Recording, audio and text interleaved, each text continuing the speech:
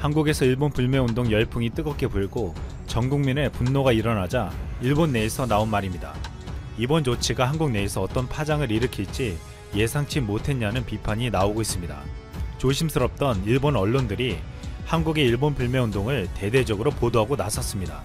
정말 이 정도일 줄은 몰랐다며 일본은 충격을 받고 있습니다. 아사히 신문은 일본 제품 불매운동이 확산되고 있다. 방일 여행객도 급감했다며 출구가 보이지 않는 정부 간 갈등 속에서 경제와 문화, 스포츠 영역에도 악영향이 미치고 있다고 했습니다. 28일 발표된 한국 갤럽의 여론조사에선 응답자 1000명 중 80%가 일본 제품 구입에 부정적인 생각을 드러냈다고 했습니다. 요미우리 신문은 맥주 유니클로 방일 여행 수출 엄격화에 한국인 반발이라는 제목으로 불매운동이 과거와 달리 이번에는 이례적으로 장기화하고 있다고 했습니다. 일본을 찾은 전직 고위 당국자가 중앙일보와 통화에서 전한 내용은 이랬습니다. 일본은 응수를 타진하는 차원에서 카드를 꺼냈다고 생각했는데 반일 무드와 불매운동 등 한국에서 엄청나게 격렬한 반응이 나오자 크게 놀란 것 같더라며 이게 뭔가 하는 분위기라고 했습니다. 29일 일본의 TBS의 인기 프로그램인 히로오비는 지난 주말 한국에서 열린 노아베 촛불 집회의 모습과 한일 지자체 간 교류 단절과 불매운동의 실태를 상세하게 보도했는데요. 아베 신조의 총리 얼굴이 그려진 현수막에 페인트를 붓는 촛불 시위 장면이 방송되자 일부 패널들은 이번 조치에 대한 한국 측 반응이 예상보다 격렬하다고 했습니다. 제2동포 출신의 한반도 전문가는 놀라는 일본인들에게 이렇게 말했습니다. 한국이 저렇게 격한 반응을 보일 것이라고 왜 예상을 못했느냐고 말입니다. 또한 아베의 정책은 한국에 대한 이해도가 떨어지는 사람으로 추진됐다고 했습니다. 한국 전문가 오쿠노즈 시데키 시즈오카 현립대 교수는 중앙일보와의 통화에서 일본 정부는 이번 수출 규제 강화 조치가 발동되면 한국 내에서 문재인 대통령의 경제 실패와 외교 고립 등에 대한 여론의 비판이 더 고조될 줄 예상했겠지만 결과는 정반대였다고 말했습니다. 일본 정부의 반응은 이랬습니다.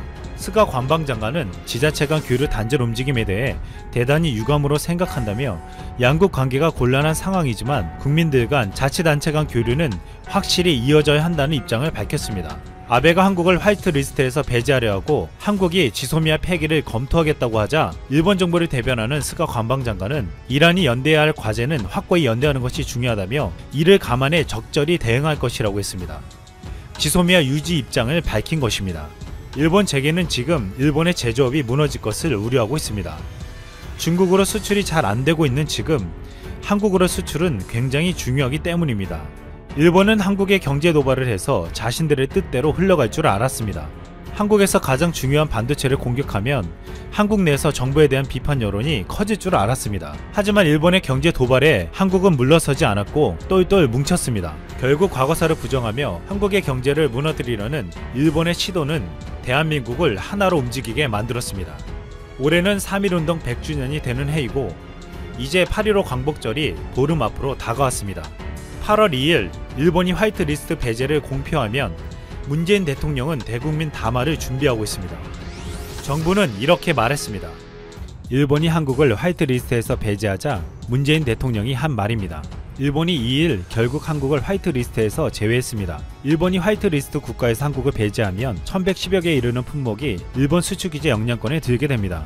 일본은 수출을 금지하는 것이 아니라 개별화 과제로 바뀌는 것뿐이라고 했지만 지난 7월 수출 규제한 반도체 3가지 소재는 지금까지 단 한 건도 허가되지 않고 있습니다. 이것은 앞으로 일본이 자신들의 뜻대로 규제하겠다는 의도로밖에 볼 수 없습니다. 문재인 대통령은 대국민 담화에서 일본에 결코 물러서지 않겠다며 단호한 결의를 보여주었습니다. 비록 일본이 경제 강국이지만 우리 경제에 피해를 입히려 든다면 우리 역시 맞대응할 수 있는 방안들을 가지고 있다면서 가해자인 일본이 적반하장으로 오히려 큰소리치는 상황을 결코 좌시하지 않겠다고 말했습니다. 2일 오후 홍남기 부총리는 대응조치 첫 번째 카드를 선포했습니다. 우리도 일본을 백색 국가에서 제외하겠다는 것이었습니다. 한국도 일본의 화이트 리스트와 같은 수출 통제 제도를 운용하고 있습니다.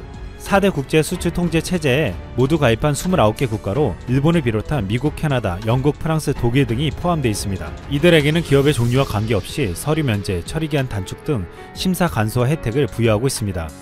일본의 화이트 리스트 제외에 대응한 우리 정부의 맞대응 카드는 일본 방사능이었습니다.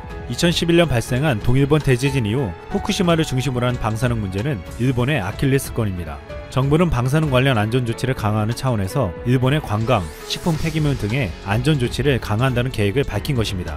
한국이 방사능 문제로 관광에 대한 제한을 걸면 일본이 유치하는 내년 도쿄올림픽에도 영향을 미칠 수 있을 것입니다. 단계별로 대응하겠다는 정부는 메모리 반도체도 수출을 규제할 수 있습니다.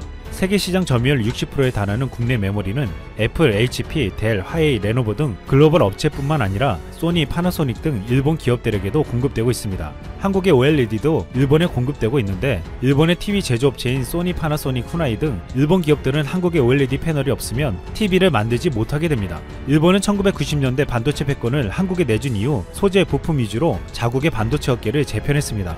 일본이 자랑하는 소재 부품 업체들의 최대 고객이 삼성과 SK 하이닉스 등 국내 기업들입니다. 일본이 생산한 불화수소의 90%가 한국에서 사용되는데 스텔라, 모리타 등 일본의 불산 업체들의 삼성, SK 하이닉스에 대한 의존도가 그만큼 높다는 것입니다. 한국에 수출을 못하면 이 업체들은 당장 문을 닫아야 합니다. 홍 부총리는 일본의 수출 규제 영향을 직접 받는 품목은 159개라며 관리 품목으로 지정해 중점적으로 지원할 것이라고 밝혔습니다. 제3국에서 해당 품목을 수입할 경우 최대 40%까지 관세를 깎아주는 할당 관세 제도를 도입하고 금융지원과 관련해선 피해기업 대상 대출 보증 만기 연장을 추진하고 최대 6조 원의 운전자금을 추가로 공급할 방침입니다. 또한 청와대에서 한일군사정보보호협정 지소미아 파기를 처음으로 시사했습니다.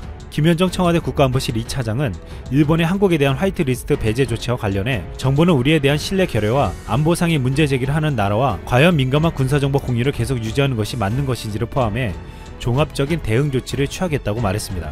일본의 고노 외무상은 지소미아에 대해 한일과의 제휴 중에서 매우 중요하다며 다른 문제와 혼동되는 일은 없다고 강조했습니다. 일본은 한국을 화이트리스트에서 배제했지만 지소미아는 중요하다며 유지되기를 원했습니다. 하지만 우리 청와대는 신뢰가 결여된 일본과 지소미아 파기 가능성을 피력한 것입니다. 우리 국민들은 일본의 경제 보복을 경제 침략으로 여기고 있습니다. 문재인 대통령은 대국민 담화에서 이렇게 말했습니다. 오늘의 대한민국은 과거의 대한민국이 아니다. 우리 국민의 민주 역량은 세계 최고 수준이며 경제도 비할 바 없이 성장했고 어떠한 어려움도 충분히 극복할 저력을 가지고 있다. 안녕하세요, 트러블튜브. 오늘은 한국 국방부의 발표 때문에 발칵 뒤집어진 일본의 현 상황이라는 주제로 얘기해보겠습니다. 현재 일본이 한국의 발표로 인해 예기치 않은 소동이 일어나 크게 당황하고 있는 것으로 전해집니다. 다름이 아니라 북한이 쏜 미사일 때문인데요. 바로 일본 배타적 경제수역에 떨어졌습니다. 설상가상으로 북은 잠수함 SLBM 추정체를 발사했는데 이것에 대한 정보가 한국과 달랐습니다. 한국은 북한에서 한 발을 발사했다, 일본은 두 발을 발사했다고 나온 것입니다. 이렇게 발표가 다르게 나오자 양국은 긴장하지 않을 수가 없었습니다. 바로 지소미아 때문인데요. 양국의 정보가 다르니 서로 취합해서 정보를 보완해야 하고 이것이 지소미아의 본래 취지라고 할 수 있을 것입니다. 그러나 한국에서 지소미아 종료를 선언했고 양국은 수출 규제로 인해 심각한 갈등 상황인 것입니다. 따라서 지소미아 기간이 남았어도 정보 공유가 매우 어색한 상황입니다. 게다가 둘 중에 누가 하나 틀릴 경우가 문제입니다. 한국이 틀리면 한국대로, 일본이 틀리면 일본대로 각자 외교적 실패라고 크게 비난을 받을 것입니다. 하지만 그래도 중요 안보 사안이므로 우선 한국은 북한 미사일 공동 정보 공유를 요청했습니다. 양국은 지소미아 종료가 되었지만 어쩔 수 없이 서로 정보는 공유 요청이 오고 가고 있는 상황인 것입니다. 그런데 일본이 이에 답을 하지 않고 있다가 추후 스가 관방장관이 미사일이 한 발이었다고 정정했습니다. 결국 한국의 미사일 정보 파악이 맞은 것입니다. 일각에서는 일본은 2개인데 한국은 1개로 발표되어 한국이 나머지 미사일 1개를 못 찾은 게 아니냐는 소란이 일었습니다만 정반대 상황이었다는 것입니다. 지소미아 정보 교환 시에도 일본보다는 한국에서의 정보를 제대로 준 경우가 많았습니다. 일본 국민들은 일본 영공을 넘어 태평양까지 갔던 북한발 미사일 경험도 있기 때문에 공포감이 큽니다. 일부 일본 네티즌들은 정보가 역전된 것이냐라고 하면서 한국과 멀어지니 북한이 미사일을 더 쏜다고 했고 한국이 제안한 수출 규제와 지소미아를 동시에 푸는 방안도 생각해봐야 한다는 의견도 제기했습니다. 지소미아 종료에 대한 아쉬움과 더불어 일대 혼란이 가중되는 모습을 보이고 있는 상황입니다. 그리고 아베 총리는 이러한 점을 의식해 김정은 위원장을 계속해서 만나자고 하고 있으나 북한은 거절하고 있습니다. 일부 언론은 북한은 한국과 미국의 경고 메시지를 보내면서도 미사일은 일본 앞바다에 떨어뜨린다며 황당해하고 있습니다. 한편으로 일본 당국은 미국 상업위성까지 동원해 이 문제를 벗어나려 하는 등 지소미아 탈한국을 위해 애쓰고 있습니다. 광화문에서 주말마다 일본 아베를 규탄하는 대규모 시위가 벌어지는 데 이어 지난 4일 오후 일본 도쿄 한복판에서도 노 아베의 함성이 울려 퍼졌습니다. 200여 명이 넘는 시민들은 아베 정권은 한국 대법원의 강제징용 판결에 개입하지 말라면서 수출 규제는 일본 정부가 식민지배 피해자에게 아무런 반성도 하지 않고 성실함도 보이지 않는 증거가 될 뿐이라며 즉시 중단하라고 촉구했습니다. 집회를 주관한 기노토 요시즈키는 이제는 일본의 국민이 역할을 할 때가 왔다고 했습니다. 지난달 27일에는 78명의 일본 지식인들이 한국이 일본의 적인가 식민지 노예의 지배를 했으면서 왜 한국의 대표 산업인 반도체에 가장 큰 타격을 주려고 하는가 라고 하면서 당장 경제 조치를 취하라며 일본 정부를 비판한 바 있었습니다.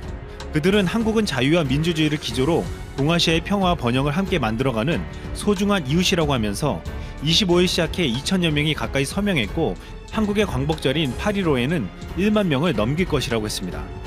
현재 일본은 일체성 사회로 일왕 중심으로 총리 행정부가 방향을 정하면 사법부, 정당, 언론 모두가 한 방향으로 움직이고 있는 나라입니다.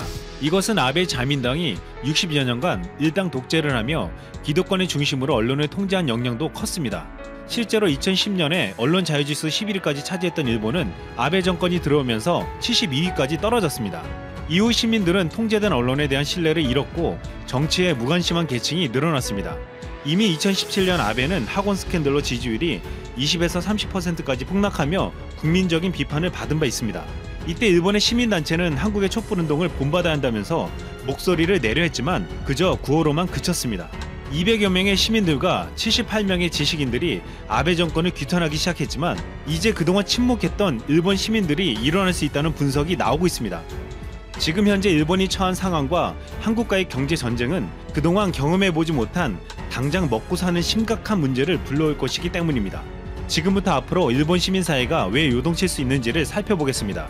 일본의 아베 정권은 무리하게 국채를 발행하며 엔저 정책으로 억지로 경제를 끌어올렸습니다. 엔저 정책은 엔화의 가치를 떨어뜨려 수출하는 기업들에게 큰 혜택을 줬지만 수입 물가를 급등시켜 일본 서민들에게는 큰 고통을 안겨주었습니다. 하지만 현재 일본의 GDP의 60%를 차지하는 내수가 부진해졌고 경제 성장률은 마이너스를 기록하고 있습니다.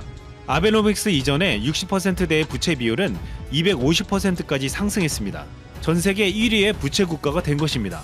때문에 일본의 아베는 8%인 부가가치세를 10%로 올리려고 하고 있습니다. 국가부채를 해결하기 위해 부가가치세를 올려 일본 서민들에게 부담을 안겨주려 하는 것입니다. 아베는 트럼프와 미일 무역 협상을 일본 참여한 선거가 끝나고 9월에 하자고 했습니다.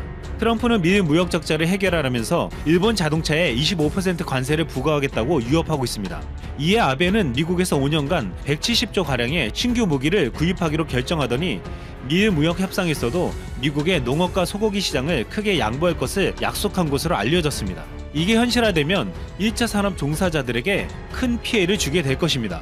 이미 아베 자민당의 견고한 지지층인 1차 산업 종사자들은 한국과의 경제 전쟁으로 제일 먼저 피해를 보고 있습니다.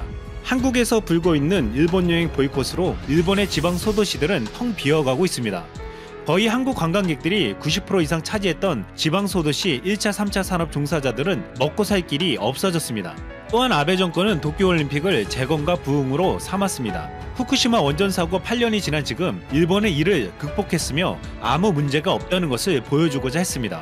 이 때문에 도쿄올림픽 성화봉송 출발을 후쿠시마에서 시작하고 선수들에게 후쿠시마산 농수산물을 먹인다고 했습니다. 아베는 이를 계기로 과거의 농수산물을 전세계에 수출했던 후쿠시마를 되살리려고 했지만 오히려 이 때문에 전세계 언론들은 그 위험성을 보도하며 알리고 있습니다. 또한 분노한 한국 국민들은 도쿄올림픽을 보이콧하자며 일본 방사능의 위험을 전세계에 알리겠다고 하고 있습니다. 이 또한 아베의 계획이 실패하면 1차 산업 종사자들에게 큰 피해를 줄 것입니다. 일본은 지금 무더위를 보내며 폭풍 전야를 맞고 있습니다. 앞으로 부가가치세를 인상하고 미국의 농산물 시장을 내줘야 합니다. 한국 관광객들이 더 이상 오지 않고 도쿄올림픽으로 농수산물의 위험성이 알려진다면 일본의 1차 산업 종사자들, 즉 서민들은 2중 3중의 고통을 겪으며 벼랑 끝으로 몰리게 될 것입니다. 그뿐만 아니라 한국의 부품과 소재를 수출하는 일본의 기업들이 피해를 입고 이 기업에서 일하는 노동자들도 일자리를 잃게 될 것입니다.